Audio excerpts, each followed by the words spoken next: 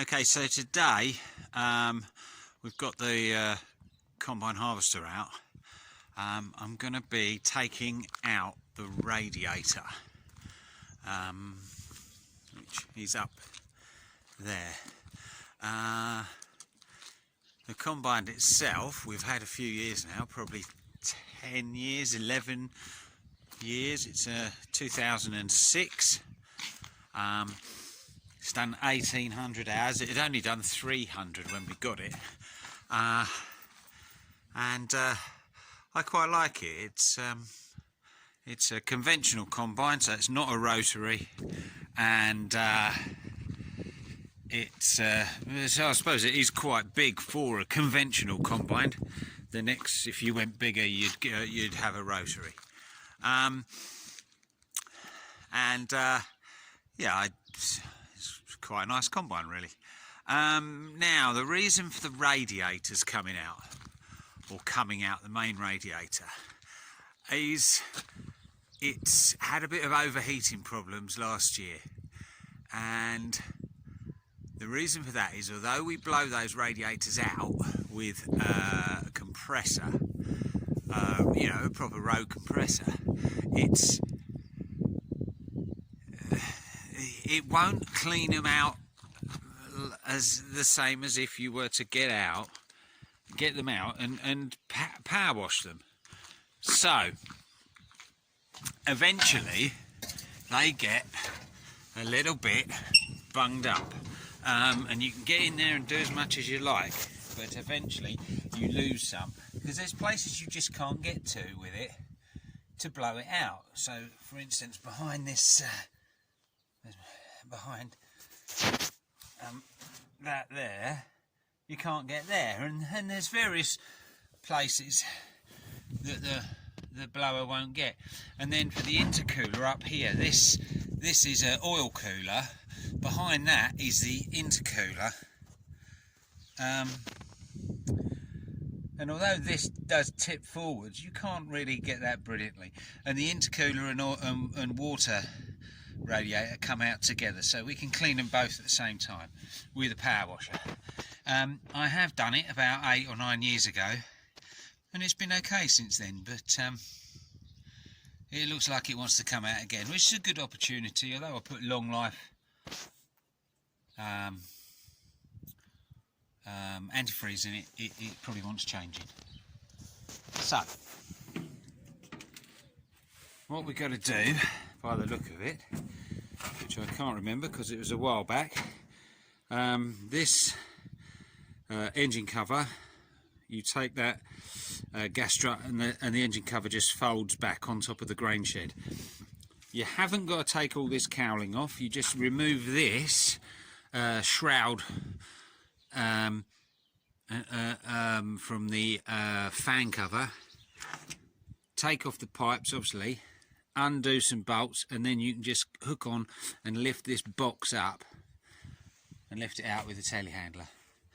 So that's what we'll crack on and do and see how that goes.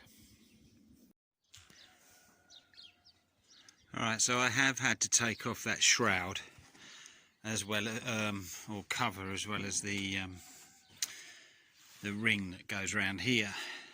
I think that will miss now when it lifts, in theory. Let's hope so. So all the pipe work now and drain the water out of the radiator. I quite like the engine when it's like this.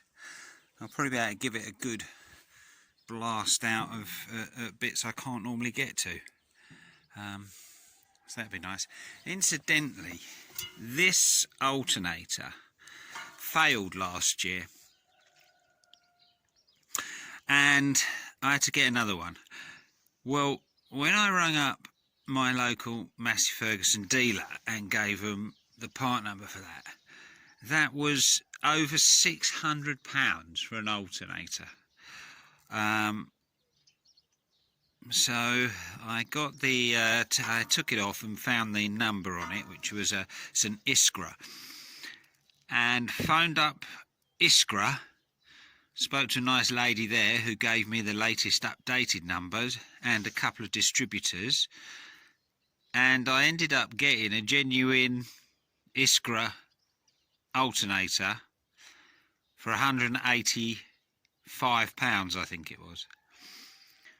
So over £400 cheaper.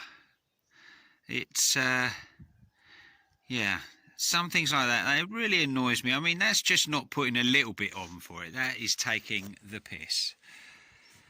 Anyway, back to this. Right, let's find out where it drains from.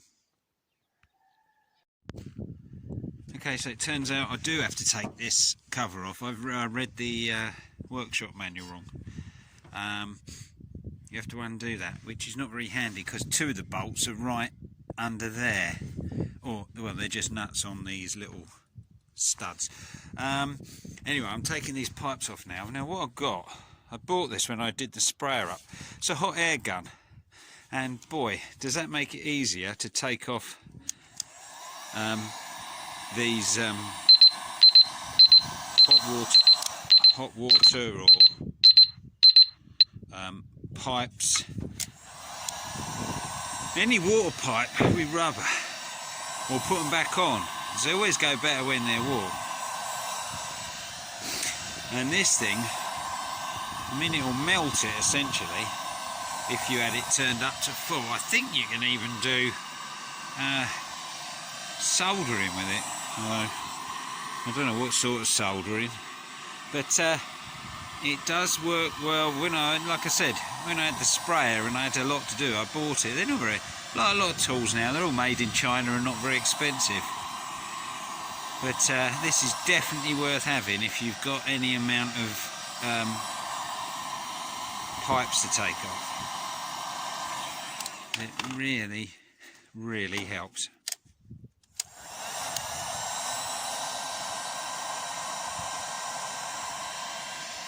Well, I suppose you could borrow a hairdryer. It won't get quite as hot.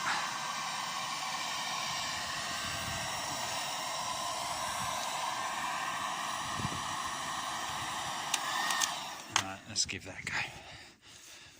There we go.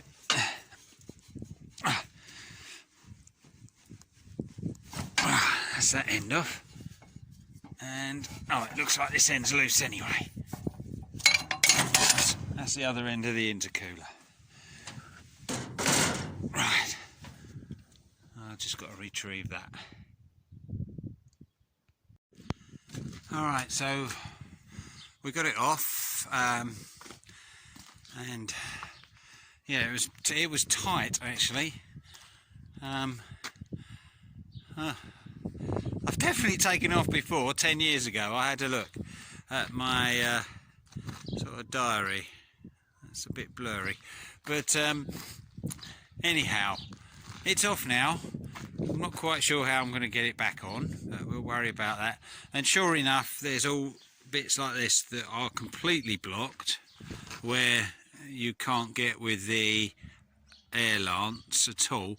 And then you can see, maybe as I'm looking through at the gaps, as you're going through, you can see maybe 20% of it is blocked in each of these little triangles. So there's a fair, and that's why. So what it's doing is, although it's sort of working at the minute, it won't take a lot before it starts getting hot.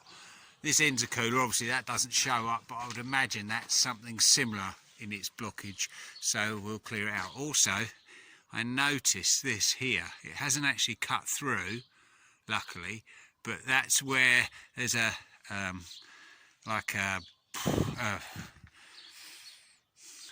propeller. It's turned just by the air passing through it, and I think the idea is it sort of increases and decreases the flow of air to sort of try and draw dust through. But obviously that has been touching on that. The bearing's not gone on it, but it looks like it just needs adjusting back out the way. But anyway, we'll give this a power wash and tidy it up.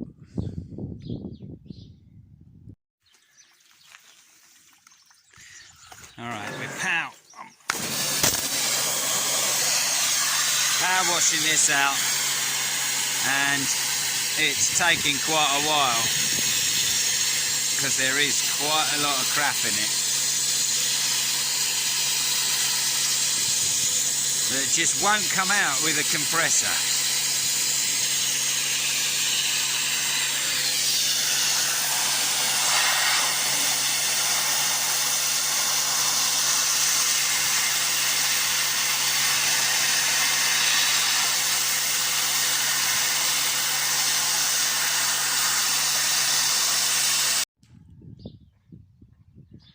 Alright, finished power washing it. As you can see, it's massively cleaner. I've pretty much got the lot. There's a couple still blocked, but nothing much to worry about there. So, that's great. All I have to do now is put it back, which is probably easier said than done. But anyway, I might need a hand for that. I probably will need a hand for that. What I will need to do is re-jig that so it lifts straight, because there's not a lot of good like that. Okay. Right, so I'm just getting ready to put this fan up here. Not fan, radiator. Checking it all out, that it's all okay. I've adjusted this. This is this thing that spins with the air just running over it. It's a bit bent there, actually. I'll get a couple of hammers on that. So I've just twisted it because it was wearing at the just about there. It was cutting in and wearing. So I've tilted it back slightly and moved it in, and hopefully that should miss. It's something you can check once it's on by opening this panel open here. It takes all the rotary fan out, so you can check it, but I think that'll be all right. So I guess moment of truth, try and get this up here. I'm on my own at the moment, so that could be interesting, although I have taken the shroud off, which should make it a little bit, give me a little bit more room. Although God knows how I'm going to get that shroud back on. I'll worry about that once it's up here. Okay. The big disadvantage of putting this in yourself is obviously you can't be up there to see what's going on. And you keep having to get on and off and jump and run up the combine. It's going in, or at least it was before that last move, really nicely. So let's have a look. It looks like it's still sliding in.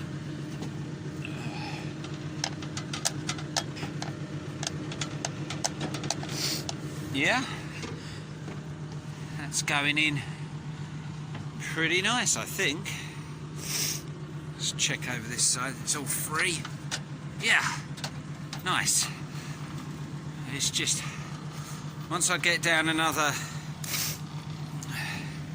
I don't know, 50 mil, 40 mil, I'm going to start running into trouble, because I really needed to be in two places at once, up here and down there. But at the moment, it's going nice. I think if I just jib that back to try and get it flush on this edge, that would probably work a bit better. Okay, down we go again.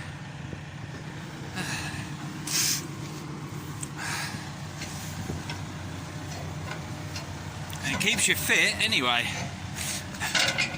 I suppose that's something. If I just pull that in. Oh shoot, that's in as far as it'll go. That is not what I wanted. I'll have to back up a bit. Darn it. Okay. Well, with a little bit of fiddling and a lot of climbing up and down the stairs, it's in position. Oh shoot. Just drop some. There we go. Now, but what I've had to do, I mean, in the workshop manual, I think they must have had like Inspector Gadget working for them or something, because there's no way you can get to half this stuff just with the minimal amount of things they said to take off. But the final thing I think is take the fan off, which I'll put up there. That weighs a ton, by the way, and that gives me enough room to fit down here. Or perhaps have child labourers. That might be it. They might have some 4-year-olds who can squeeze in these little spaces to do the jobs. Anyhow, we've it's definitely in position now, and don't know whether we can see under here, but I've got somewhere. Oh, it's just back there. We probably can't see that, but there's some bolts to do there. They're the tricky ones. If I can get them, it's in, and then it's just connecting all the pipe work up. So it's definitely been quite fun, and yeah. It's funny, I did this 10 years ago. I can't remember this much trouble putting it back, but I expect I've wiped it from my memory, like I will this once it's back. Still, it shouldn't get hot again for another 10 years.